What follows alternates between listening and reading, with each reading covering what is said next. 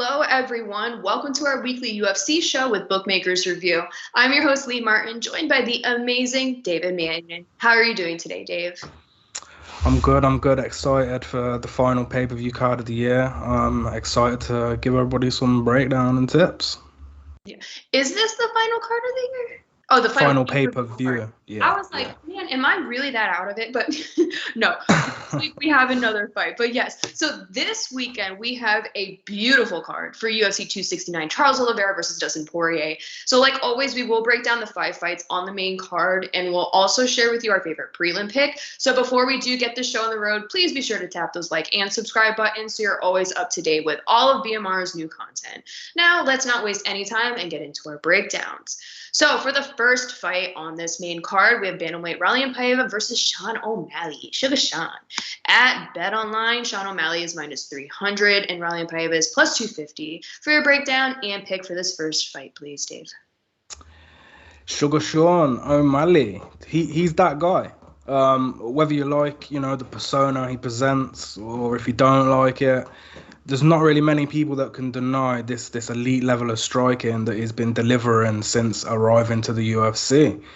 Even prior to the UFC, if you watch old tape on Sean, it's there's just something about him, his intelligence inside that cage in the stand-up area.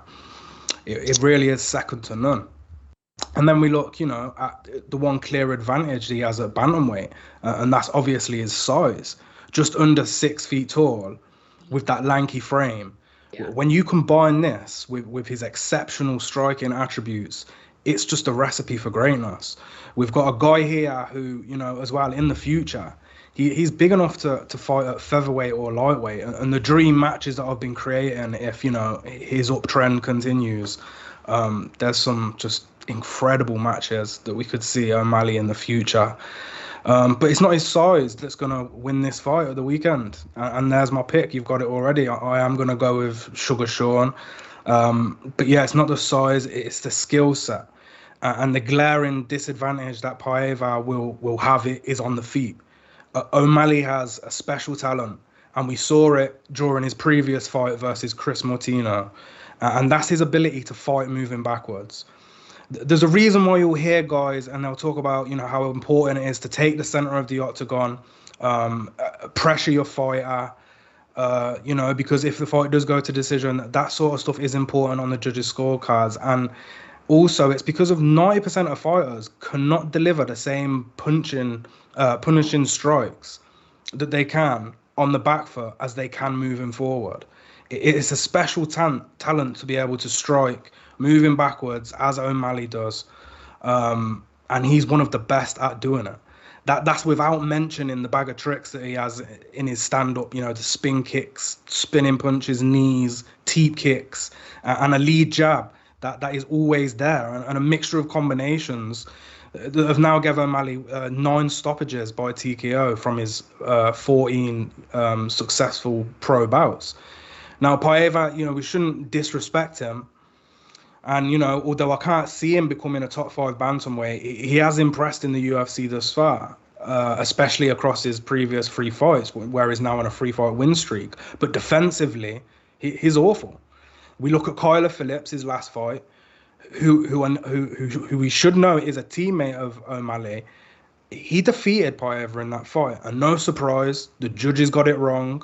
They screwed the betting public that was on for Phillips, including myself. But that's nothing new. And where was Kyler successful? Through the lack of defense that Paiva presents.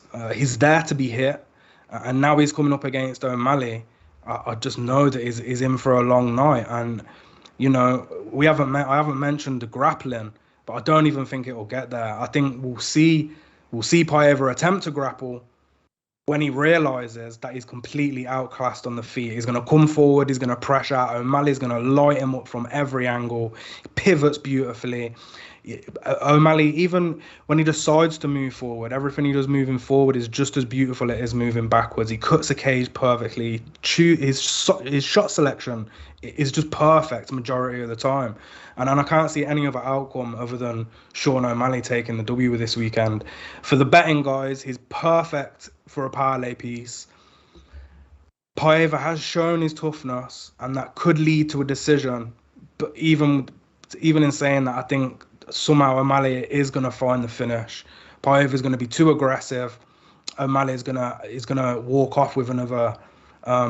Either, I'm not seeing a walk off knockout, but I do see the referee stepping in and saying, "Look, that's it, Paiva. You've took too much damage." So inside the distance, O'Malley by TKO, or for the people that want to play it safe, the straight money line is a bit juiced. So again, it's the perfect parlay edition. No, I actually kind of like Sean O'Malley inside the distance for this one. Just based off of the Chris Moutinho fight, I just feel like after that fight, it's like, I can't even put it into words. Is Raulian Paiva as tough as Chris Moutinho? Should I ask you that? How about that? Wow, that is a good question. And I don't think there's going to be many guys as tough as Chris Moutinho. I'm pretty sure O'Malley broke a striking record in that fight. And toughness is great, but taking that much damage in one fight is seriously going to affect Moutinho in the long run. I can't see Paiva being as tough as that, to take that many shots. You see, with Sean, I guess it's not so much that he's delivering these incredibly powerful shots. It's just his preciseness. And if you can get the right enough of power in the correct spot, you're going to get knocked out. And you're going to get damaged. Yeah. So we have seen all the damage on Moutinho's face, so he can really damage people. Yeah, and that's, again, it's just, you can't get repeatedly hit in the same spot without that damage building up. And I guess it was a bit unfortunate that the ref stopped it so close, because the ref could have stopped that fight at 5 different points between them 3 rounds. But to answer your question, I don't think Paiva is going to be able to take that kind of beating. Not at all. I believe Kyler Phillips dropped him at points in that fight. When it comes to striking, I don't think Phillips is on the same level, or not even close, to O'Malley. I think O'Malley is a special talent, and I think he's going to prove that yet again on Saturday night. I'm with you on that one. So again, straight up at BetOnline, Sean O'Malley is -300 and Paiva's +250. But let's move on to the next fight. We have flyweight Kai Kara-France versus Cody Garbrandt. At BetOnline, Garbrandt is -133 and Kai Kara-France is +113. Now your breakdown and pick for this next fight, please. Yeah, I was quite confident going through this card with a lot of the fights, especially the prelims. I feel like I can clean sweep the prelims. And then we get to this fight. We've got a clash here. We've got similar styles. And in my opinion, the perfectly matched fight for the flyweight division. I think a move from the bantamweight to the flyweight division was a good move for Garbrandt. And versus Kai, now he's dropped that weight class. He is going to own a size advantage. I think Cody's 5'8", Kai's about 5'5". This is a position that's going to help Garbrandt in dictating the range with that jab. And look, we have to admit, he's been on a bit of a downtrend, Cody has, losing 4 of his previous 5. But outside of some questionable defensive tendencies, I have to favour the former champ in this spot. I think the speed is going to favour Cody, and across 3 rounds, I do believe he can outpoint Kai. I do not want to see a brawling tactic, because the durability factor, that is, in my opinion, going to favour Kai. Cody's chin has been up in the air for a while now, and if he gets into a dogfight with Kai, he's going to find himself on the wrong end of a hook, and he's going to be snoozing. Kai Kara-France stems from, City Kickboxing, who has been providing some of the best fighters into the UFC talent pool of recent. Kai's a special talent himself, but his experience against the division's best is quite limited. Outside of his loss to the champ Brandon Moreno, the level of competition, it hasn't been the top of the top. And to add, whenever he has fought a top 10 opponent, which is Brandon Royval and Brandon Moreno, he's just been outclassed and outsmarted. And this is a stance in which I think Cody can take, but it's all about decision making. I said it last week with the Aldo fight. If he takes the correct game plan and doesn't fall into Font's traps, he's going to sail to a victory because he is the better all-round martial artist, and that's exactly what Jose Aldo did. I think we're in the same situation here. Cody needs to be conscious of what Kai does best. Overpowering and punching his opponents in wild exchanges is something we've seen Kai excel in time and time again. Cody should play it safe. I think he should remain patient, and with that size advantage, his striking offense at the disposal, I think, should get the judges on his side. He's also got the takedowns, the low kicks, and as long as the patience is there, I think Cody can get the W. And he has shown more patience of recent across his previous fights compared to what we've seen from the old Cody, who would be drawn into these wild brawls. And I like these tactics to defeat Kai. He's the more varied fighter, and he knows how to win these high-level fights. I would see if... Now, the odds for me was this one. It was a dictating factor too. The odds, they're quite reasonable, okay? But if these odds were... if we were looking at plus, 160, 170 on Kai Kara France, I would take a shot at the dog. But because the odds are closer together, and that's what it's all about when betting. It's not always about who's the better fighter. It's about how these odds makers are lining these fights. And I like the price on Cody Garbrandt to get his first W in the flyweight division. And yeah, and that's about it for me from that one. Beautiful. Well, again, straight up at BetOnline, Cody Garbrandt is minus 133 and Kai Kara France is plus 113. Let's move on to the next fight. We have welterweight Jeff Neal versus Santiago Ponzinibbio.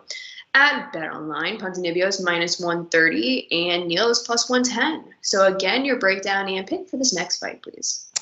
Yeah, I'll repeat myself again. I think the Garbrandt, Kai Kara France, Jeff Neal and Ponzinibbio fight, they are two of the risky fights to be betting on. They're both lined quite close for good reason. We got Ponzinibbio. He made us all doubt him when Jing Liang knocked him out after that 3-year layoff. He was looking great prior to that layoff, and then he came back, got knocked out, but then he did return and deliver an impressive victory over the up and coming Miguel Beza.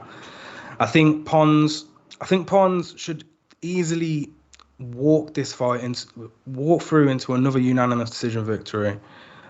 His power is always a threat, but that isn't his most notable attribute for me. I think his volume and pressure is where Pons succeeds, and that's the exact type of strategy he's gonna want versus a guy like Jeff Neal. See, Jeff Neal, he reached the top 10 of the welterweight division, and he took a swift exit because he wasn't ready.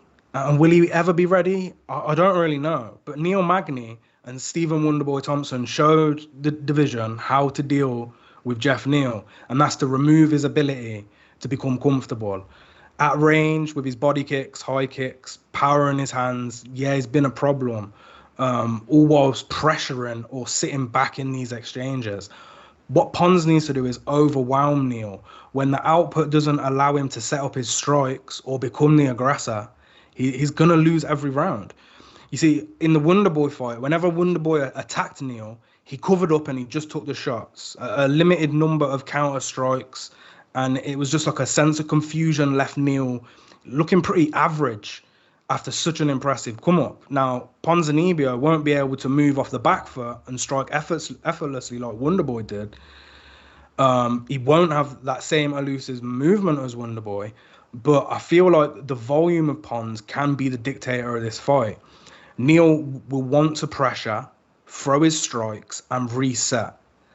Now, what Pons needs to do is evade these attacks, come in quick whilst he's resetting, because there's never a continuous amount of pressure from Neal.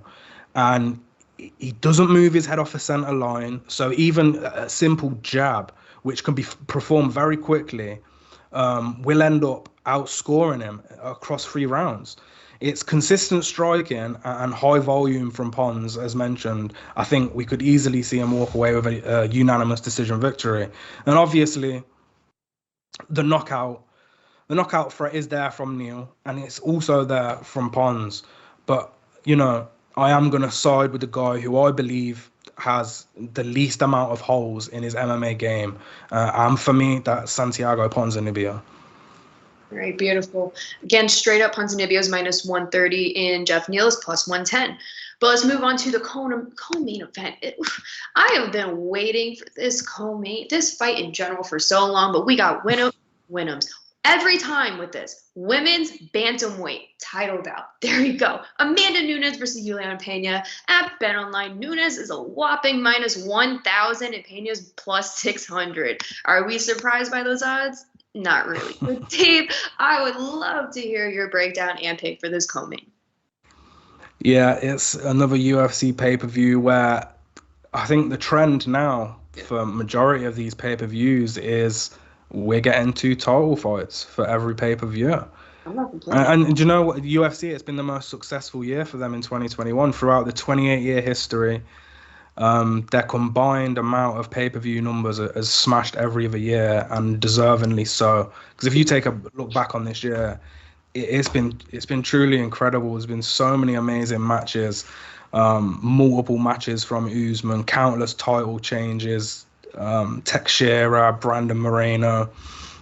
It's been a great year, and we're ending it with, you know, the greatest female to ever do it. It's hard to take that title away from her.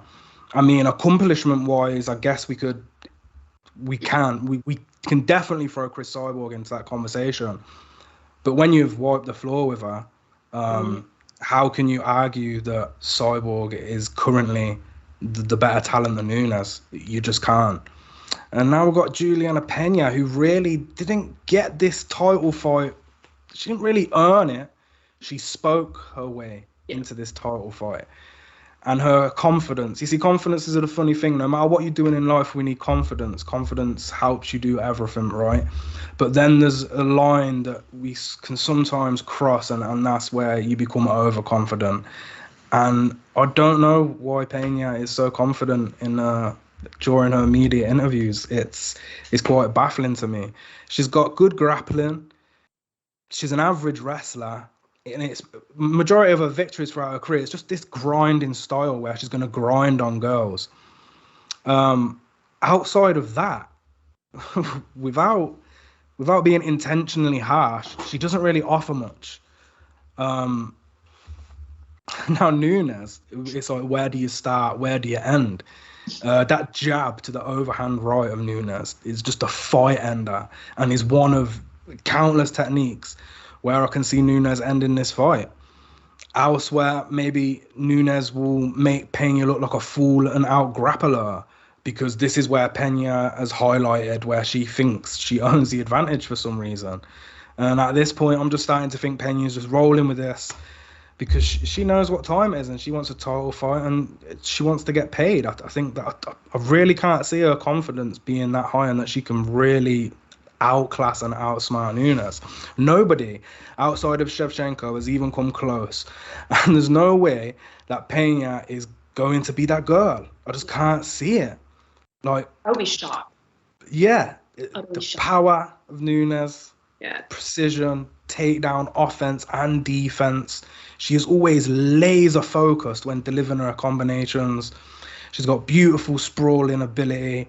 She adapts to her opponent's defense by switching up her shot selection. She's also a Brazilian Jiu-Jitsu black belt. I could go on all day long, but to keep it short, Nunes became the featherweight and the bantamweight champion simultaneously because her skill set is 10 out of 10 in every area.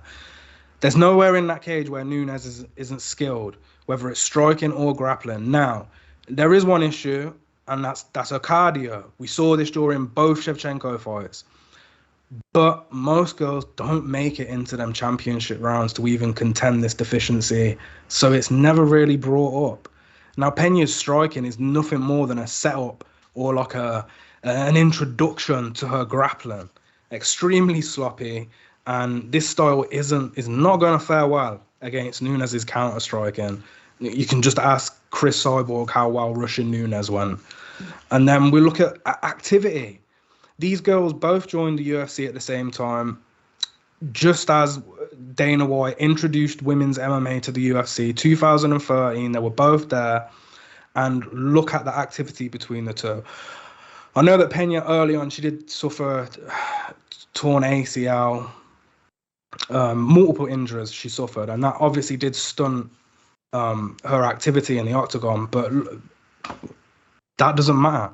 Nunes has been fighting multiple times, near enough every year since then. She has doubled the pro record and the pro bouts of what Pena has. Her experience trumps her, and that's without the skill advantages that we've already mentioned. I could go on forever, but it's pointless. Minus 900, reaching minus 1,000 at the bookmakers. It's a rare betting line that we see this in MMA. But you can't, like you said at the start, you can't even argue this price. The question isn't, will Nunes win? The question is, how will Nunes win? I think to give yourself some more value, take a punt on the knockout prop. I've seen this price range from minus 150 to minus 180. Pena has notably never been KO'd. Knowing Amanda Nunes, she'll sit there and think, I'm going to be the first girl to KO her and give myself another little achievement onto the huge list of accomplishments that I've already provided throughout my career. So I like the price. There's not much you can do with minus 900, even on a parlay. Some people say, just add it to the parlay. It's just free money. Just don't bother. Nunes could snap her ankle and that ruins your entire parlay then. Just don't, but it's not worth it. They don't add any value to your parlay whatsoever.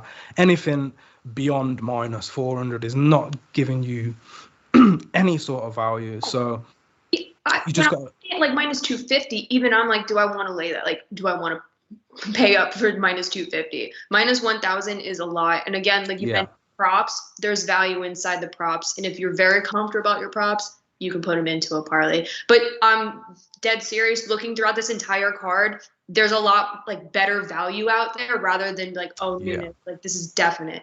Nothing is ever 100%. Just saying. Just saying. But again, straight up, Amanda Nunes is minus 1,000 and Pena is plus 600 at BetOnline. But let's move on to the main event. We have lightweight title bout Charles Oliveira versus Dustin Poirier. At BetOnline, Poirier is minus 170 and Oliveira is plus 145. Now your breakdown and pick for this main event, please.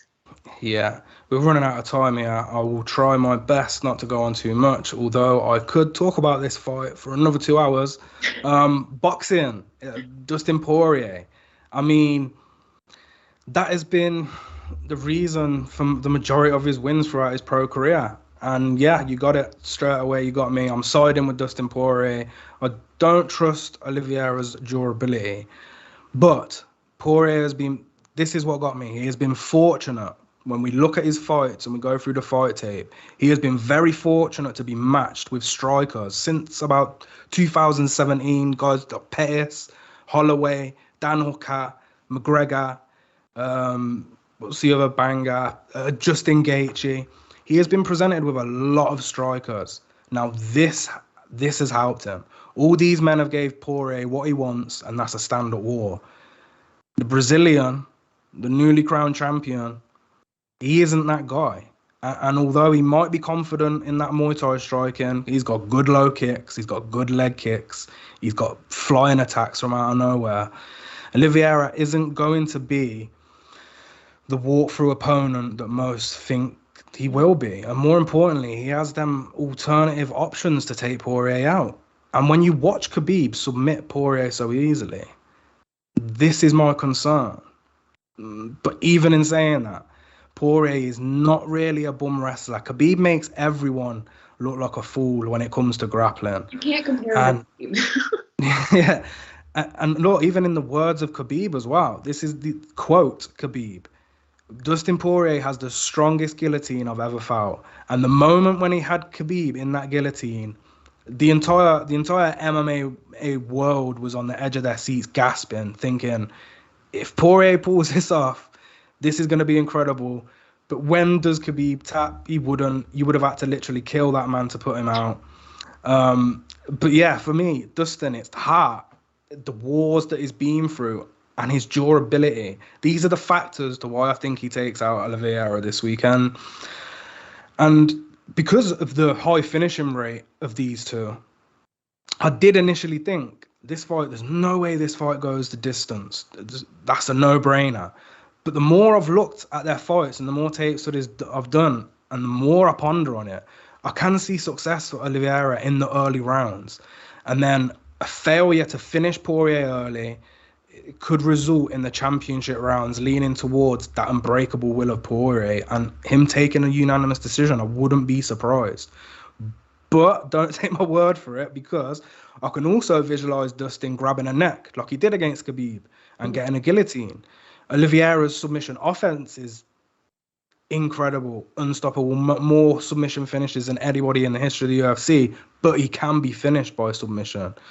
And then I can see him finishing Oliveira in the third or fourth with a flurry of strikes. And then we've got the chance of Oliveira locking up a submission in the first or second round. And for that reason, I think Poirier money line, we've got a fair price on the guy who's evidently fought the tougher level of competition. No disrespect to the champ, but his path to that title is not even comparable to the level of danger that Poirier has overcome in his path to become the number one contender. And for those reasons, not so much a skill set jobby, but more of the heart, the wars, and the durability, like I said. And just the story of this and the storybook ending for Dustin Poirier, not the end, but one of the final chapters, is for him to take the undisputed title instead of the interim bout that he held before, and sit on top of this division where I think he does deserve to be, and lift that bout above his head. So Dustin Poirier money line, we've got some good odds. I could see them odds getting better because people have doubted the champ, or they doubted Oliveira, and I'm seeing people say I can't doubt him again, and they're picking him just based on continuously doubting him. I mean, I've been there. I picked Chandler to win. Chandler did nearly finish him, and that's why I mentioned the durability of Oliveira, because Poirier's not going to waste those opportunities. Poirier's not going to gas himself out like Chandler. He's a patient guy. He's a precise guy. He's gonna have them jabs, them hooks perfectly set up to the head, to the body. He mixes it up beautifully. I'd go as far as saying there's this boxing argument in UFC, like who's the best boxer in the UFC? Well, it's MMA. There's not really straight boxing in MMA, so that's tough to judge. But if we are talking about jabs and hooks and uppercuts, Dustin Poirier is one of the best, and I think his boxing will prevail this weekend, and it will be new. Yeah, and I think the odds on him straight up are actually pretty decent. I mean, at your top sportsbook, he's minus 170, but at Pinnacle, he's minus 162. So the value's out there. Just do your odd shopping at BMR.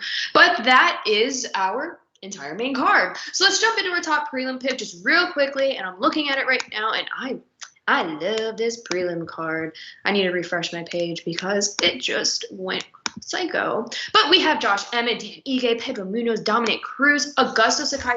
Okay, just reading off those two, I can tell you right now, Pedro Munoz I like against Dominic Cruz. And I'm not going to bet this one, but the heavyweights between Augusto Sakai and Tai Tuivasa, I actually am very excited for that one. I know for me personally, I feel like it's a very close matchup, and the odds speak for it. Like, agree, kind of, because Tuivasa's minus 110 and Augusto Sakai's minus 110 at Bovada. So I like those two fights, but again, I like Pedro Munoz, but I'm not going to bet the Tuivasa-Sakai fight because I'm just going to enjoy that one because that's an amazing fight. But Dave, what is your top prelim pick on this card? Just very briefly.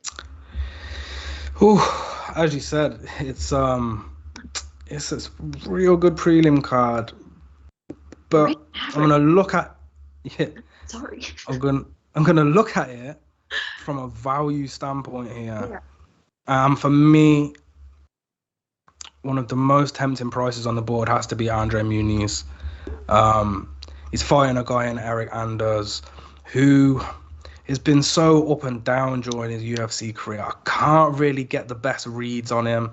I know he came out on top over Darren Stewart last time out, but he's just been so questionable during his career. The loss to Christoph Jotko and Cali Roundtree. He's fighting a guy in Andre Muniz who he doesn't have the most extensive UFC record or amount of fights in the UFC. He's only been here for 2 years, but he's rolled through these guys. And that inverted armbar over Jacare Souza, I don't think anybody would have predicted that Souza would lose by submission. I can't even. I think I was fading Muniz in that position, and that was, that's back-to-back submission wins. And then he came up from a rear naked choke on Dana White Contender Series. He's an elite level black belt, and Eric Anders does like to get in them grappling exchanges. He does like to hug up. And I think if he takes this approach, he's going to get submitted. So that removes, if they're smart, that removes that game plan for Anders, which leaves it to the striking. And I think Nunes, he can outstrike Anders. I really do. He's going to have the size advantage in the cage.